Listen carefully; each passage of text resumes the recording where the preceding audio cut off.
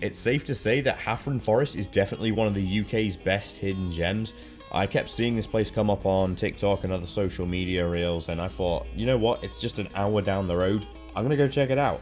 And I wasn't disappointed. However, there are a few things you need to know before coming here that may make it a little bit difficult to get there, or little problems that you might come across. But I can confirm this is definitely one of the UK's most beautiful boardwalks, and if you are in the Wales area, it's worth checking out. Not just for the boardwalk itself, but for the surrounding area, the other walks, the forest, some of the towns nearby. I'm going to go through it all in this video, and don't forget to like, comment, and subscribe for more content like this. So if you're going to go visit Hafren Forest, it's located in mid-Wales. The closest town to it is Llanidloe. Sorry for butchering. This is the best and most common way in. I'm pretty sure it's the only way in. I might be wrong there, but there's a 90% chance you're going to come through here to get there.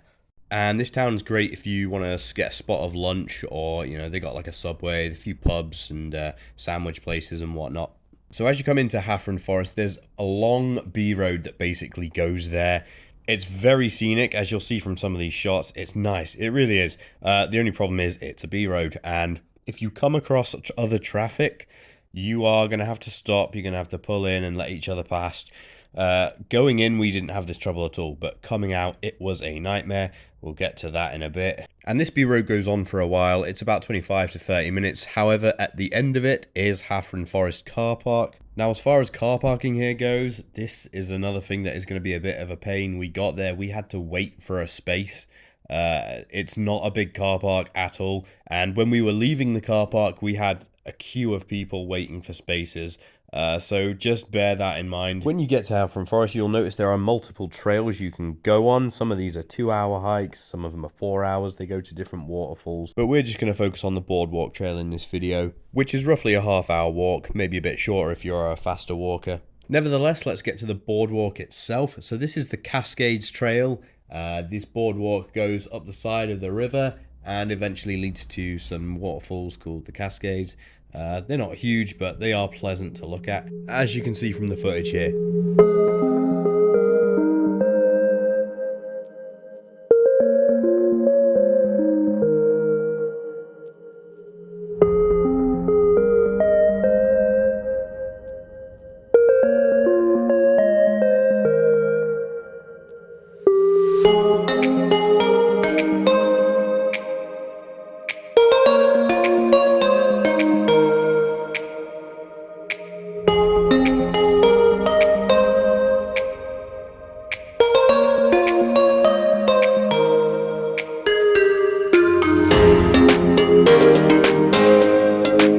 Okay, so one thing I can say about this boardwalk is it isn't as long as you may think it is.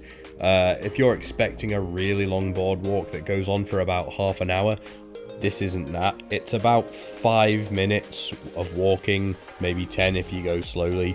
It's not the longest boardwalk ever, so I'm going to give you a bit of scope of it from above here. It's still long enough, don't get me wrong, but if you're expecting a 20-minute, half-hour walk from this boardwalk, that's not what it is. However, don't let that take away from the experience. It's still beautiful, as you've seen from the footage. This is the start of March, by the way. In the summer, I imagine it's a lot nicer, a lot greener, a lot more summery.